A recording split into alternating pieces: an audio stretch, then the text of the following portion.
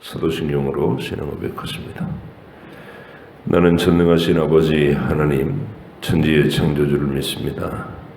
나는 그의 유일하신 아들 우리 주 예수 그리스도를 믿습니다. 그는 성령으로 잉태되어 동정녀 마리아에게서 나시고 본디오 빌라도에게 고난을 받아 십자가에 못 박혀 죽으시고 장사된 지 사흘 만에 죽은 자 가운데서 다시 살아나셨으며 하늘에 오르시어 전능하신 아버지 하나님 우편에 앉아 계시다가 거기로부터 살아있는 자와 죽은 자를 심판하러 오십니다. 나는 성령을 믿으며 거룩한 공교회와 성도의 교제와 죄를 용서받는 것과 몸의 부활과 영생을 믿습니다. 아멘. 마가복음 6장부터 8장까지입니다.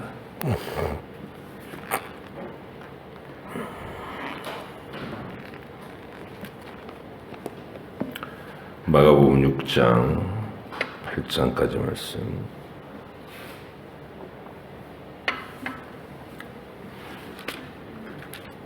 함께 읽겠습니다. 예수께서 거기를 떠나사 고향으로 가시니 제자들도 따르더라. 안식일이 되어 회당에서 가르치시니 많은 사람들이 듣고 놀라 이르되 이 사람이 어디서 이런 것을 얻었느냐? 이 사람이 받은 지혜와 그 손으로 이루어지는 이런 권능이 어찌 됨이냐? 이 사람이 마리아의 아들 목수가 아니냐? 야고보와 요셉과 유다와 시몬의 형제가 아니냐? 그 너희들이 우리와 함께 여기 있지 아니하냐 하고 예수를 배척한지라. 예수께서 그들에게 이르시되 선지자가 자기 고향과 자기 친척과 자기 집 외에서는 존경을 받지 못함이 없느니라 하시며 거기서는 아무 권능도 행하실 수 없어 다만 소수의 병자에게 안수하여 고치실 뿐이었고 그들이 믿지 않음을 이상히 여기셨더라. 이에 모든 촌에 두루다니시며 가르치시더라. 12 제자를 부르사 둘씩 보내시며 더러운 귀신을 제어하는 권능을 주시고 명하시되 여행을 위하여 지팡이 외에는 양식이나 배낭이나 전대의 돈이나 아무것도 가지지 말며 신만 신고 두벌옷도 입지 말라 하시고 또 이르시되 어디서든지 누구의 집에 들어가거든 그곳에 떠나기까지 거기 유하라. 어느 곳에서든지 너희를 영접하지 아니하고 너희 말을 듣지도 아니하거든 거기서 나갈 때에 발 아래 먼지를 떨어버려 그들에게 증거를 삼으라 하시니 제자들이 나가서 회개하라 전파하고 많은 귀신을 쫓아내며 많은 병자에게 기름을 발라 고치더라. 이에 예수의 이름이 드러난지라. 헤롯 왕이 듣고 이르되 이는 세례 요한이 죽은 자 가운데서 살아났도다. 그러므로 이런 능력이 그 속에서 일어나느니라 하고 어떤 이는 그가 엘리야라 하고 또 어떤 이는 그가 선지자니 옛 선지자 중에 하나와 같다 하되 헤롯은 듣고 이르되 내가 목벤 요한 그가 살아났다 하더라. 전에 헤롯이 자기의 동생 빌립의 아내 헤로디아에게 장가든 거로 이 여자를 위하여 사람을 보내어 요한을 잡아 옥에 가두었으니 이는 요한이 헤롯에게 말하되 동생의 아내를 취한 것이 옳지 않다 하였습니다. 헤로디아가 요한을 원수로 여겨 죽이고자 하였으되 하지 못한 것은 헤롯이 요한을 의롭고 거룩한 사람으로 알고 두려워하여 보호하며 또 그의 말을 들을 때에 크게 번민하면서도 달갑게 들음이러라. 마침 기회가 좋은 날이 왔으니 곧 헤롯이 자기 생일에 대신들과 천부장들과 갈릴리의 귀인들로 더불어 잔치할세. 헤로디아의 딸이 친히 들어와 춤을 추어 헤롯과 그와 함께 앉은 자들을 기쁘게 한지라.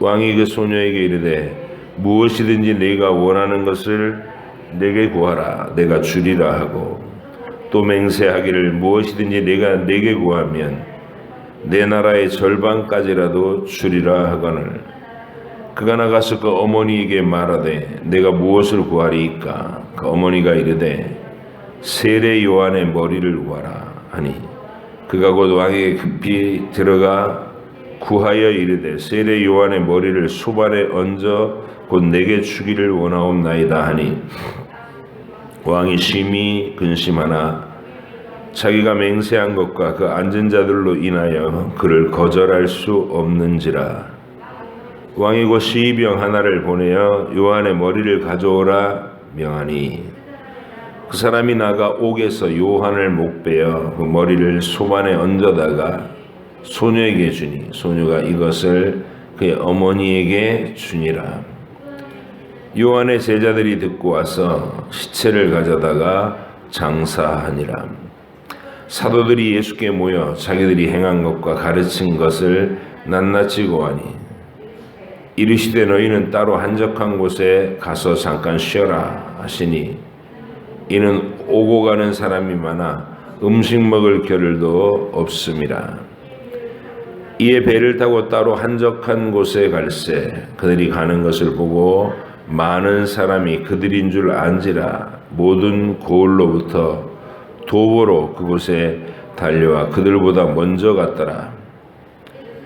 예수께서 나오사 큰 무리를 보시고 그 목자 없는 양 같으므로 인하여 불쌍히 여기사 이에 여러 가지로 가르치시더라. 때가 저물어 가매 제자들이 예수께 나와 여짜오되 이곳은 빈 들이요 날도 저물어 가니 무리를 보내어 두루 촌과 마을로 가서 무엇을 사 먹게 하옵소서. 대답하여 이르시되 너희가 먹을 것을 주라 하시니 여짜오되 우리가 가서 200데나리온의 떡을 사다 먹으리까. 이르시되 너희에게 떡 몇 개나 있는지 가서 보라 하시니 알아보고 이르되 떡 5개와 물고기 2마리가 있더이다 하거늘 제자들이 명하사 그 모든 사람으로 때를 지어 푸른 잔디 위에 앉게 하시니 때로 100명씩 또는 50명씩 앉은지라.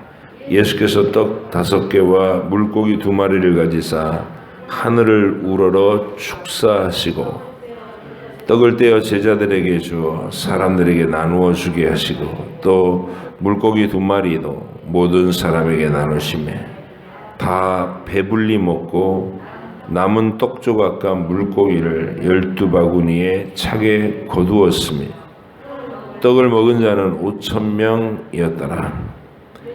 예수께서 즉시 제자들을 재촉하사 자기가 무리를 보내는 동안에 배 타고 앞서 건너편 벳세다로 가게 하시고 무리를 작별하신 후에 기도하러 산으로 가시니라. 저물매 배는 바다 가운데 있고 예수께서는 홀로 무태 계시다가 바람이 거스름으로 제자들이 힘겹게 노젓는 것을 보시고 밤 4경쯤에 바다 위로 걸어서 그들에게 오사 지나가려고 하시매 제자들이 그가 바다 위로 걸어오심을 보고 유령인가 하여 소리 지르니 그들이 다 예수를 보고 놀람이라. 이에 예수께서 곧 그들에게 말씀하여 이르시되 안심하라 내니 두려워하지 말라 하시고 배에 올라 그들에게 가시니 바람이 그치는지라 제자들이 마음에 심히 놀라니 이는 그들이 그 떡 떼시던 일을 깨닫지 못하고 도리어 그 마음이 둔하여 졌음이로라.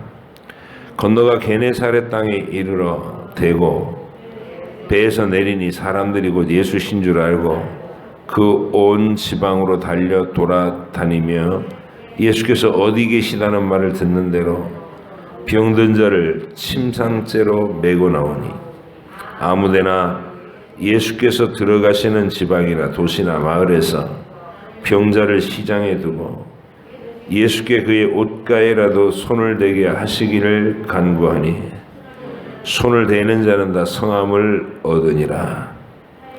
바리새인들과 또 서기관 중 몇이 예루살렘에서 와서 예수께 모여들었다가 그의 제자 중 몇 사람이 부정한 손, 곧 씻지 아니한 손으로 떡 먹는 것을 보았더라.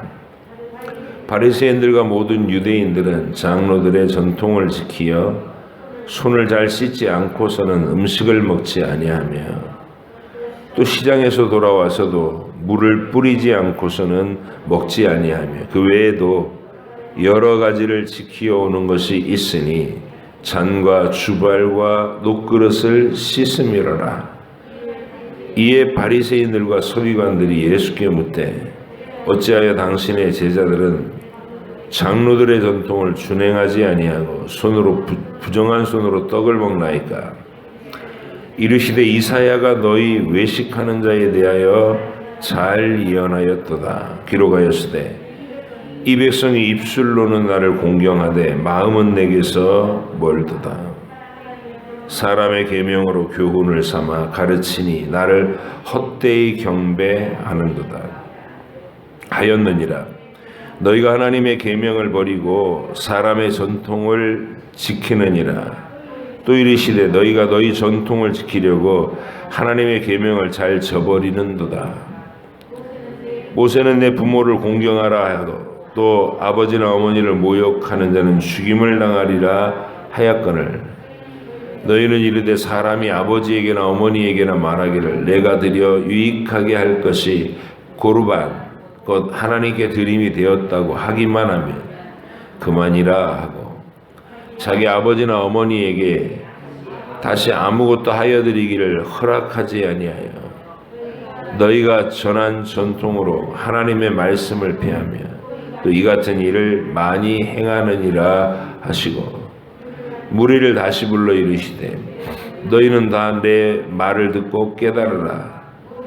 무엇이든지 밖에서 사람에게로 들어가는 것은 능히 사람을 더럽게 하지 못하되 사람 안에서 나오는 것이 사람을 더럽게 하는 것이니라 하시고 무리를 떠나 집으로 들어가시니 제자들이 그 비유를 묻자온데 예수께서 이르시되 너희도 이렇게 깨달음이 없느냐? 무엇이든지 밖에서 들어가는 것이 능히 사람을 더럽게 하지 못함을 알지 못하느냐? 이는 마음으로 들어가지 아니하고 배로 들어가 뒤로 나감이라. 이러므로 모든 음식물을 깨끗하다 하시니라. 또 이르시되 사람에게서 나오는 그것이 사람을 더럽게 하느니라.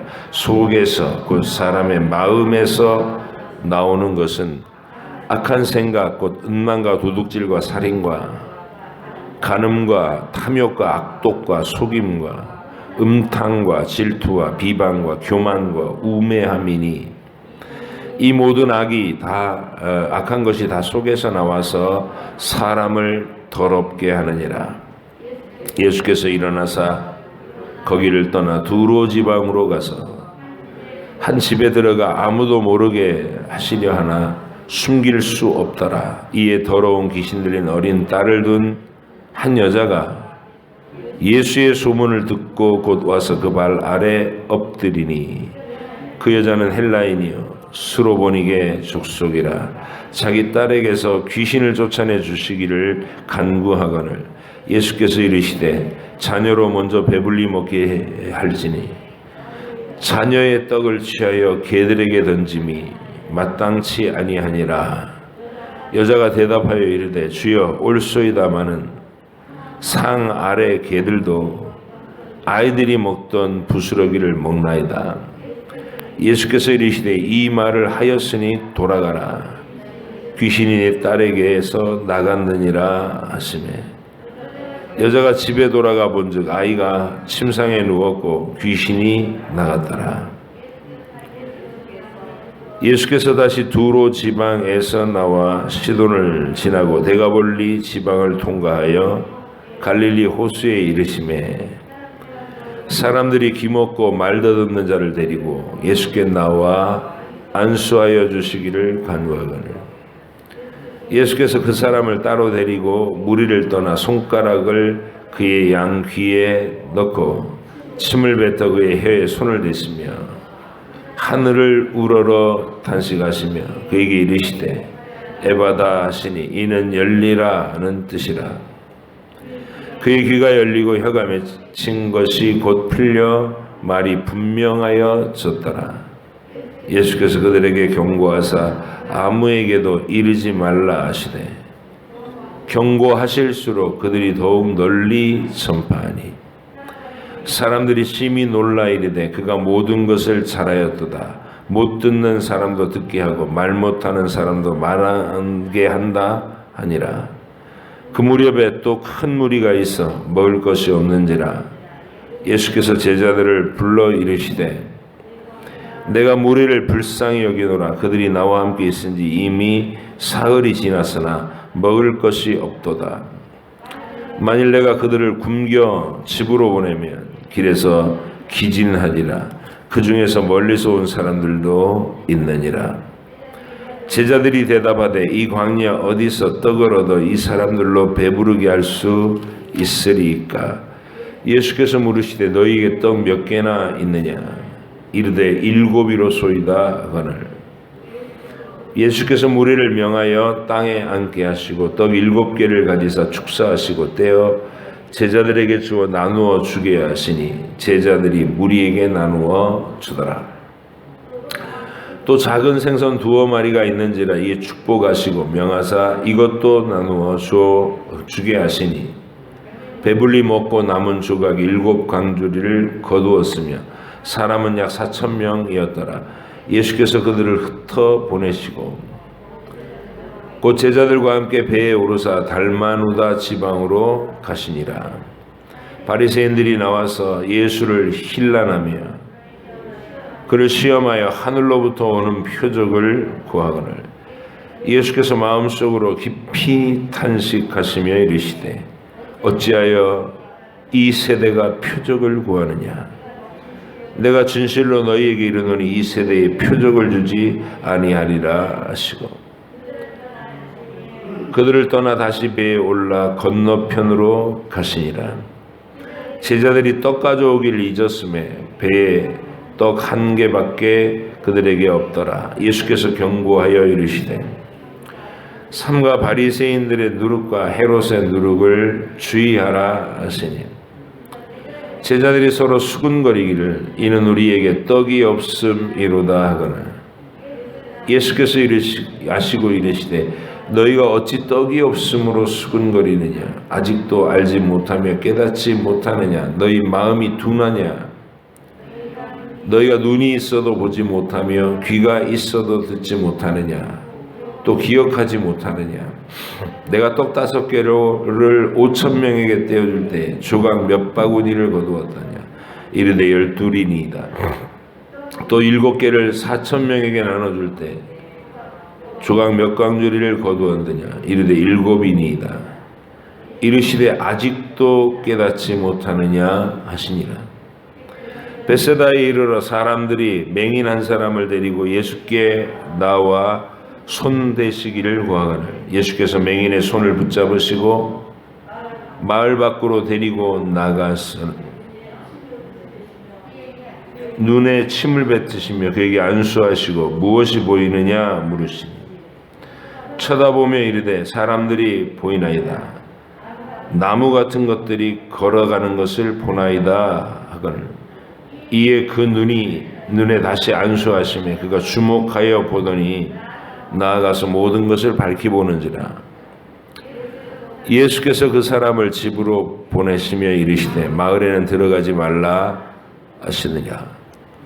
예수와 제자들이 빌립보 가이사랴 여러 마을로 나가실새 길에서 제자들에게 물어 이르시되 사람들이 나를 누구라고 하느냐? 제자들이 여짜와 이르되 세례 요한이라 하고 더러는 엘리야 더러는 선지자 중에 하나라 하나이다. 또 물으시되 너희는 나를 누구라 하느냐? 베드로가 대답하여 이르되 주는 그리스도시니이다 하매 이에 자기의 일을 아무에게도 말하지 말라 경고하시고 인자가 많은 고난을 받고 장로들과 대제사장들과 서기관들에게 버림받아 죽임을 당하고 사흘 만에 살아나야 할 것을 비로소 그들에게 가르치시되 들어 내놓고 이 말씀을 하시니 베드로가 예수를 붙들고 항변하며 예수께서 돌이키사 제자들을 보시며 베드로를 꾸짖어 이르시되 사탄아 내 뒤로 물러가라. 네가 하나님의 일을 생각하지 아니하고 도리어 사람의 일을 생각하는도다 하시고 무리와 제자들을 불러 이르시되 누구든지 나를 따라오려거든 자기를 부인하고 자기 십자가를 지고 나를 따를 것이니라. 누구든지 자기 목숨을 구원하고자 하면 잃을 것이요 누구든지 나와 복음을 위하여 자기 목숨을 잃으면 구원하리라. 사람이 만일 온 천하를 얻고도 자기 목숨을 잃으면 무엇이 유익하리요? 사람이 무엇을 주고 자기 목숨과 바꾸겠느냐? 누구든지 이 음란하고 죄 많은 세대에서 나와 내 말을 부끄러워하면 인자도 아버지의 영광으로 거룩한 천사들과 함께 올 때에 그 사람을 부끄러워하리라. 아멘. 기도하겠습니다. 하나님 아버지, 이 땅에 오셔서 죄와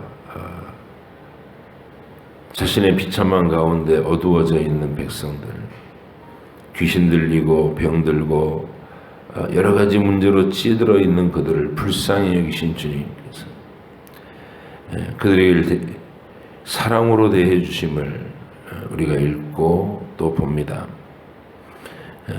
그러나 이제 그런 일들을 해주면서 이 땅에서 그들을 고쳐주고 온전케 해주고 한다고 해도 죄와 사망이 왕노릇하는 세상에서 우리가 결코 완전한 평강에 또는 생명에 도달하지 못한다는 것을 아시고 이제 자신을 십자가 위에 매달고 하나님 아버지의 완전한 정의를 구현해요.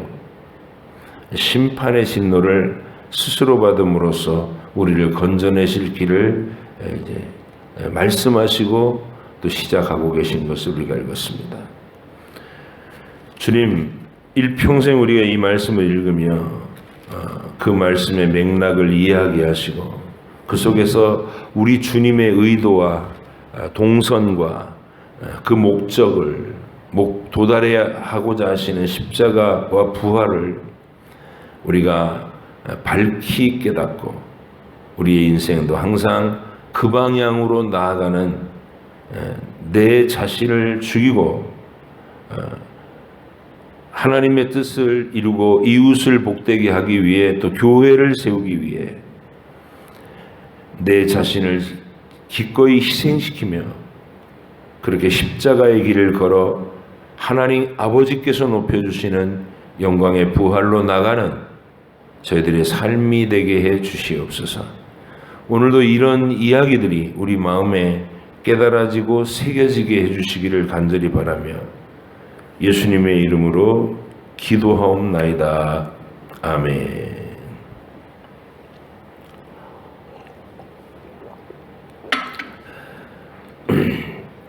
오늘 읽은 본문에서 벌써 마가는 십자가를 예견하는 자리에 간 거예요. 오병이어 사건 5,000명 먹이신 그 사건과 세례 요한이 죽었다라는 기록, 그리고 가이사랴 빌립보에서 제자들의 신앙 고백을 확인하는 이 세 가지를 보면 이제 예수님이 십자가로 나가시는구나. 그 시점이 십자가를 지시기 6개월 전쯤이에요. 가이사랴 빌립보라는 저 북단 끝에서 이제 예루살렘을 향해 쭉 여행해 가면서 6개월이 지나고 마지막 6월절에 예루살렘에 도착해서 십자가를 지시는 거예요. 그래서 그 여행을 시작하기 출발점에서 내가 예루살렘에 가서 장로들과 서기관들에게 제사장들에게 죽임을 당할 것이다. 이렇게 예고하시는 장면을 오늘 우리가 본 겁니다. 그래서 우리는 마가가 이 복음을 예수님의 복음을 기록함에 있어서 어디다 초점을 두고 있는지를 눈여겨볼 필요가 있어요. 마가는 어린 시절 사람들은 자꾸 거기 궁금해요. 어떻게 태어났을까? 어떻게 자랐을까? 그래서 거기서 이렇게 상상력을 발휘해 갖고 자기들이 막 전설 같은 이야기를 만들어내는 일이 난무하니까 나중에 이제 누가는 그 어린 시절 이야기까지도 상세하게 기록을 남겨서 표준 예수님 어린 시절 이야기를 딱 확정짓습니다. 근데 마가는 중요한 건 그게 아니고 지금 예수님이 세례 받으시면서 시작된 예수님의 공적인 그리스도 사역 3년의 시작이죠. 3년 6개월 과정의 시작이에요. 그래서 예수님이 요단강에서 세례 요한에게 세례 받으신 장면부터 복음을 시작했고, 그래서 6장, 7장, 8장까지 오니까 벌써 이제 십자가로 나가는 얘기, 3년을 훅 건너뛰신 거예요. 이 병자 고치고 귀신 쫓아내고 기적을 행하시더라. 이 얘기가 몇 카트가 있고, 그리고 그러면서 그 일을 행하시면서 계속 주님은 뭐라고 하시느냐면 알리지 마라. 사람들에게 이야기하지 마라. 이유는 그거 하러 오신 것이 아니기 때문에 그래요. 그럼 표적일 뿐이에요. 내가 그리스도다. 성경에 예언되어 있는 대로 이러이러한 표적을 행하는 사람이 그리스도라고 써 있으니까 이사야를 통해서 병자가 낫고 가난한 자에게 복음이 선포되고 갇힌 자들이 해방되는 그 일이 일어나면 그게 그리스도가 하시는 일이다. 그 표적을 성취시키신 거예요. 다가오는 모든 사람을 다 치료해가지고 이 세상에 병이 없게 하시는 게 아니고, 교회는 병원이 아니에요. 교회는 우리의 문제를 해결해주는 해결사 어떤 해결 그런 것도 아니에요. 우리의 인생은 하나님의 계획, 하나님의 신비로운 인도하심 속에서 때로는 풍성함으로, 때로는 환난 속에서 걸어가야 되고 하나님의 훈련을 받아야 되는 그런 곳입니다. 우리가 그 모든 과정을 통해 깨달아야 되는 것은 천국 시민으로서의 영적인 안목과 성숙한 믿음의 확신, 그리고 영원한 나라를 상속받을 만한 도량, 우리 안에 있는 그릇을 넓히는 일, 이것에 주력해야 돼요. 내가 변화돼 가는 거, 거룩하게.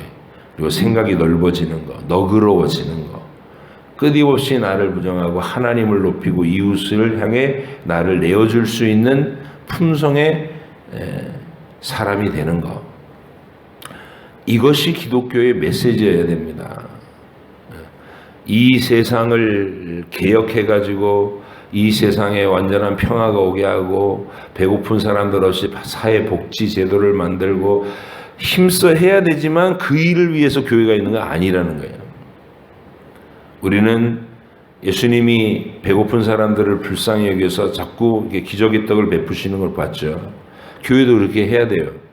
떡을 만들어서 주변의 이웃에 돌봐야 됩니다. 그러나 그걸 위해서 교회가 있는 건 아니에요. 교회는 하나님의 복음의 말씀이 선포돼서 죄와 사망에 매인받은 수많은 영혼들을 그 어둠의 자리에서, 그 사망의 자리에서 건져내는 것이 본질이에요. 예수님의 사역이 바로 그 얘기예요. 이제 오늘 읽은 6장에서 보니까 나사렛 고향으로 잠깐 돌아가셨는데 그 회당에서 가르치려고 하니까 거부하더라. 다른 곳에서는 전부 열광적으로 예수님의 하나님의 아들이라고 고백하고 또는 선지자라고 고백하고 막 이러면서 예수님을 인정해 주는데, 이 사람들이 예수님을 인정 안 하는 이유는 딱 자기들이 어렸을 때부터 잘 봤던, 내가 잘 아는 사람이라는 거예요. 마리아의 아들 목수가 아니냐, 야고보, 요셉, 유다와 시몬, 예수님 동생들 이름을 줄줄이 대면서 이 사람들 전부 우리하고 같이 지내고 있지 않느냐. 근데 지가 무슨 선지자고 그리스도라고 다니냐. 미친 거다. 고향 동네 분위기가 그래요. 예수님께 우호적이지 않았어요. 그래서 어제도 말씀드렸지만 예수님은 고향의 사람들의 배척과 가족의 몰이해와 좀 아쉬운 거예요. 그런 게 다. 어머니 마리아가 좀 더 적극적으로 예수님의 사역의 초기부터 동참하고 이렇게 함께 했으면 하는, 근데 그러지 않은 것으로 보여요. 오히려 예수님은 집을 나가서 제자들을 모으고 그 공동체를 이제 먹고 자고 해야 되니까 돈이 필요할 거 아니에요. 그때 이제 후원자들이 생겨요. 예수님의 후원자들이. 병을 고친 사람, 뭐 오랜 동안 병을 앓다가 병을 낳은 사람, 이런 귀부인들 중에서 예수님께 여자 제자들이 된 거죠. 그래서 뒤에서 후원하고 예수님을 돕고. 근데 그곳에 어머니 마리아가 앞장섰다 이런 느낌은 없어요. 어머니 마리아는 예수님이 십자가에 돌아가실 때 그 현장에 이제 오고, 부활하신 이후에 마가의 다락방에서 오순절 성령 강림을 체험하는 자리에서부터 마리아는 뜬 짓이 있죠. 그리고 야고보와 동생들도 예수님 부활하신 다음에 만나서 가족의 믿음이 온전해진 그때부터였어요.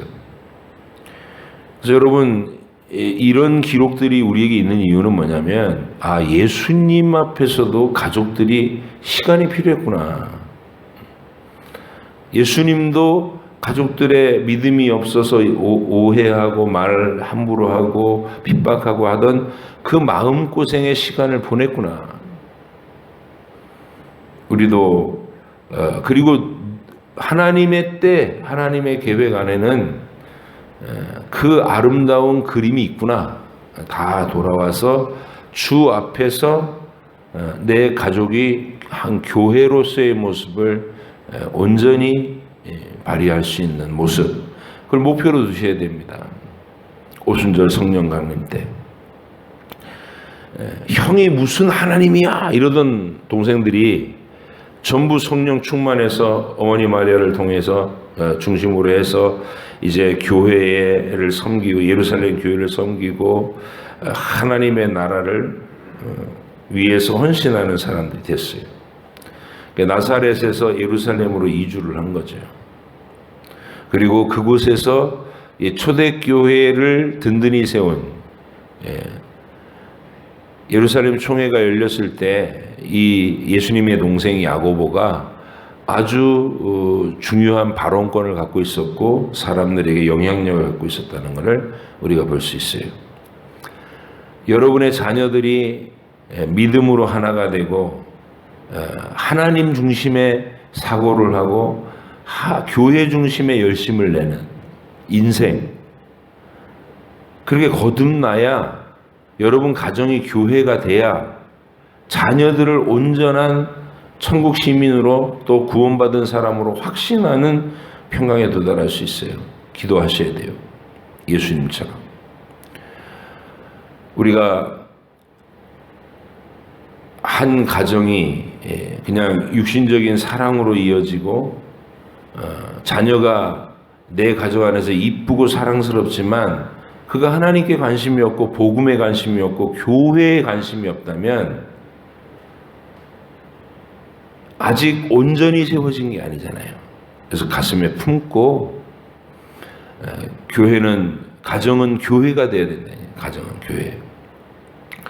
저 마게도니아의 첫 성이었던 빌립보에 가서 사도 바울이 복음을 전도했을 때 첫 번째 만난 사람이 강가에서 기도하던, 회당이 없어서 강가에서 안식일마다 모여 기도하던 여자들 무리 가운데 예수님 소식을 증거하니까 이분이 그리스도다 그랬더니 포목 장사를 하던 루디아가 해결을 했습니다.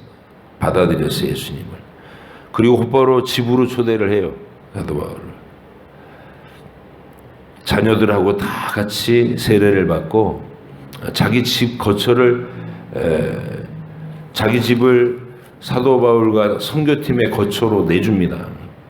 여기서 선도하세요. 생활도 하고 숙식도 제공하고 이렇게 시작된 게 빌립보 교회입니다. 그리고 매 맞고 감옥에 갇혔을 때 점치는 귀신 들린 여종 하나를 고쳐주고 감옥에 갇혔을 때 사도 바울은 나 로마 시민권자예요. 그때 자기가 로마 시민권자라는 것을 밝혔으면 매도 안 맞아도 되고 감옥에 안 끌려갔어요. 근데 사도가 왜 그걸 안 내밀었느냐?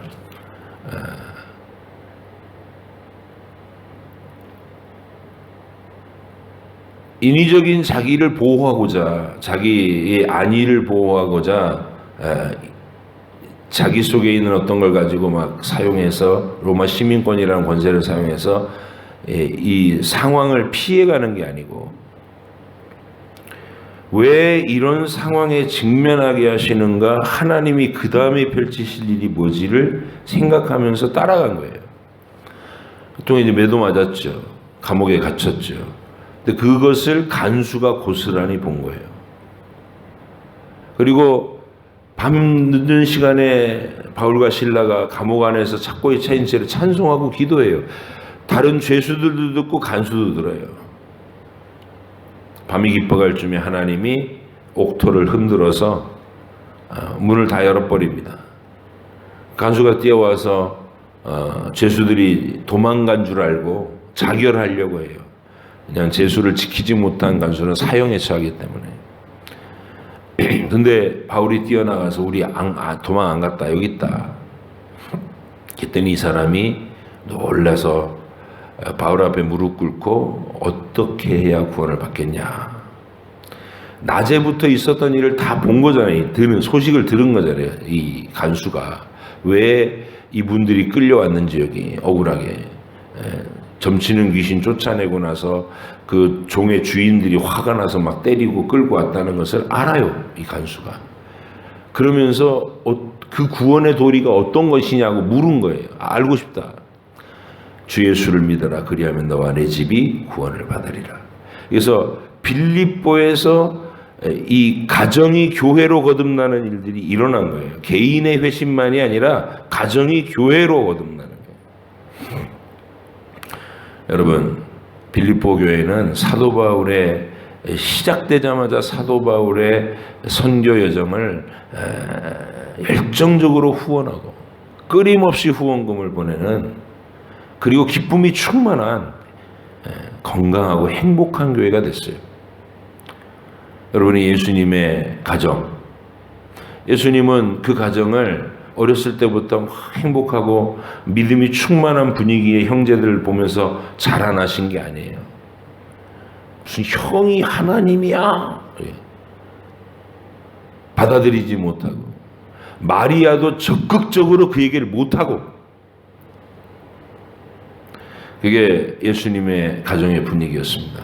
주님은 기다렸어요. 그리고 부활하신 이후에야 온전한 모습을 볼 수 있어요. 우리의 상상하고 그리는 내 가정의 모습은 어떠해야 됩니까? 자녀들이 다 주의를 함께 지키고 가정을 이루어서도 하나님 중심으로 살고 이래야 되지 않겠어요? 이건 여러분의 살아생전 동안에 그 어떤 일보다 눈물겨운 소원이어야 해요. 그래서 6장에서 고향에서 배척받으신 우리 주님, 거기에 분위기에는 가족에게서도 그런 오해와 몰리 이해를 당하고 계셨다라는 걸 아시고, 우리가 그런 선한 소원을 마음속에 품을 수 있기를 바랍니다. 5,000명 먹이시고 4,000명 먹이시는 사건은요, 동기는 이 사람들이 길에서 배가 고파 쓰러질까 불쌍히 여기셨다. 목자 없는 양같이 안타깝다는 것이야. 뭐 물부를 선후를 모르고 막 병 고치겠다고 와서 아우성치고 하는 그 모습이 너무 주님 불쌍하신 거예요. 그래서 그들을 불쌍히 여기시는 마음으로 기적의 떡을 먹이신 겁니다. 그랬더니 그들 속에 있는 죄성은 그 기적의 떡을 보고, 야, 이분이 우리의 진정한 양식이 되실 진리를 밝혀주는 거야. 이렇게 깨닫지 않고, 야, 이 사람만 있으면 우리 먹고 사는데 걱정 없겠다. 날마다 기적의 떡으로 우리를 이 양식 문제를 해결해 주겠지. 왕으로 삼자. 이렇게 나간 거예요. 오늘날 그 흔히 얘기하는 기복신앙으로 빠져버리더라는 거예요. 자기들의 편리, 자기들의 생활을 험한 일 안 생기고 걱정거리 없애주고 모든 거 다 척척 해결해주는 해결사 그리스도. 그거 하러 온 게 아니라고 주님은 계속 말하지 마라 그러는데 수천 명 모아놓고 기적의 떡을 먹였더니 진리를 깨닫지 않고 엉뚱한 대로 그걸 오늘날 현실의 교회도 똑같다는 게 그게 기복신앙이에요. 예수 이름 부르고 열심히 교회 나가고 막 하나님 앞에 치성 드린 다음에 내가 원하는 거 내놓으라고 척척 인생이 풀려가게 해달라고. 훈련받을 생각은 안 하고 하나님을 알아갈 생각은 안 하고 방향이 전혀 달라진 기독교가 돼버릴 수 있어요. 그래서 우리가 성경을 매일 읽으면서 이제는 여러분은 그 분위기를 아셔야 되는 거예요. 아, 주님이 나가고자 하는 방향은 십자가를 통한 부활이로구나. 나를 하나님과 이웃을 위해 나를 내어주고 그 죽기까지 복종한 후에 하나님이 높여주심을 따라 부활의 영광에 도달하는 거. 사도 바울이 알고자 한다 그러면서 따라갔던 그 길. 그래서 사도 바울의 길 보세요. 계속 비방과 조롱과 환난과 재난과 고생과 수고와 궁핍과 온갖 종류의 훈련이 그에게 임하지만 불평하지 않아요. 내가 그리고 자기 실력을 가지고 예전에 가졌던 가문과 그 배경을 가지고서 그걸로 뭔가를 해보려고 하지도 않아요. 다 배설물처럼 여기고 오직 말의 아름다움으로 언변이 좋음으로 설교를 유창하게 하는 걸로 사역을 하려고 하지도 않아요. 오직 그리스도의 십자가의 능력과 부활의 능력으로 그것이 무엇인지 내가 더 깊이 알고자 해서 다 내려놓고 배설물처럼 내려놓고 주력해 간다는 거예요. 이 방향이 전혀 다른 기독교가 되는 거예요. 그래서 교회가 여러분과 제가 이 시대에 성경을 읽는 성도로 아까 말씀드린 가정을 교회로 그리고 우리의 삶의 목적은 내 자신을 온전히 죽이고 십자가를 지고 이웃에게 내주고 하나님과 이웃을 위해서 복음을 위해서 내주고 그리고 하나님의 높이심을 통해 부활에 이르는 너희 안에 이 마음을 품으라 곧 그리스도 예수의 마음이니 그는 하나님과 동등한 분이시지만 동등됨을 여길 것으로 취할 것으로 여기지 아니하시고 자기를 비워 종의 형체를 입어 사람들과 같이 되셨고 죽기까지 복종하셨으니 그 십자가의 죽으심이라 이 마음을 품으라는 거예요. 이 십자가에 들여 그랬더니 하나님 아버지께서 저를 지극히 높여 모든 무릎을 그 앞에 꿇게 하시고 그 입으로 주라 시인하게 하셨느니라. 이게 사도 바울이 정리하는 십자가의 길입니다. 여러분과 제가 오늘 읽은 본문에서 이런 은혜를 발견할 수 있기를 바랍니다. 오병이어 사건 다음에 예수님은 왕 삼겠다는 그 사람들을 한 번 따돌려요. 산으로 쑥 그냥 가버리십니다. 밤새 기도하시면서 걸어서 건너편으로 왔는데 이 사람들이 제자들이 먼저 배 타고 반대편으로 가는 걸 보고 이제 건너편 또 가버나움 쪽으로 가는가 보다 미리 가서 진치고 기다렸다는 거예요. 예수님이 이 요한복음에 보면 극악스럽게 따라온 그 사람들 이게 왕 삼겠다는 사람이야. 교회가 크게 막 사람들 모여가지고 막 박수치면서 우리의 요구, 우리의 소원을 이루어달라는 교회가 된다면 지금 우리 현실의 교회가 그렇잖아요. 그렇 똑같이 된 거예요 지금. 근데 예수님이 이렇게 얘기하세요. 너희가 이렇게 열심 내서 나를 따라오는 게 기적의 떡을 먹고 진리를 깨달아서가 아니라 먹고 배불러서다. 썩을 양식을 위하여 일하지 말고 영원히 있을 양식을 위해 해라. 그리고 자신을 하늘로부터 내려온 산떡이라는 얘기를 하고 내 살을 먹고 내 피를 마셔라는 얘기를 거기서 처음 해요. 십자가 얘기를 공적으로 먼저 한 거예요. 근데 사람들이 전부 미쳤다고 그랬어요. 못 알아듣고. 제자들도 아니 무슨 설교를 저런 식으로 해? 자기 살을 먹고 피를 마시라면 사람들이 기겁을 하고 가지. 우려했던 대로 다 떠났어요. 그 말을 듣고 전부 다 정말 뜨악한 표정을 짓고 이렇게 된 것 같다고. 그리고 나서 너희들도 갈래? 네. 베드로한테 그때 신앙 고백을 확인하는 거예요. 주는 그리스도시고 하나님이십니다. 근데 그 베드로조차도 내가 예루살렘에 가서 십자가 지고 죽어야 된다 그랬더니 안 됩니다 이랬다는 거예요. 예수님이 얼마나 마음이 아프시겠는가 지금. 그 기적의 떡을 먹은 사람 다 빠져나갔어요. 그리고 제자들한테 너희도 가려느냐 이렇게 얘기했더니 우리는 그리스도 주님을 끝까지 따르겠습니다 그러는데 제대로 알고 따르는 게 아니야 지금. 그 답답한 지경이 예수님의 마음이에요. 십자가를 향해 나가신 출발점에서 우리 주님의 마음을 시원하게 해드릴 수 있는 그 십자가를 알아듣는 유일한 사람 누군지 아세요? 6개월 가정 거치고 예루살렘 이 베다니에 왔을 때 베다니 마리아만이 그 십자가를 알아들어요.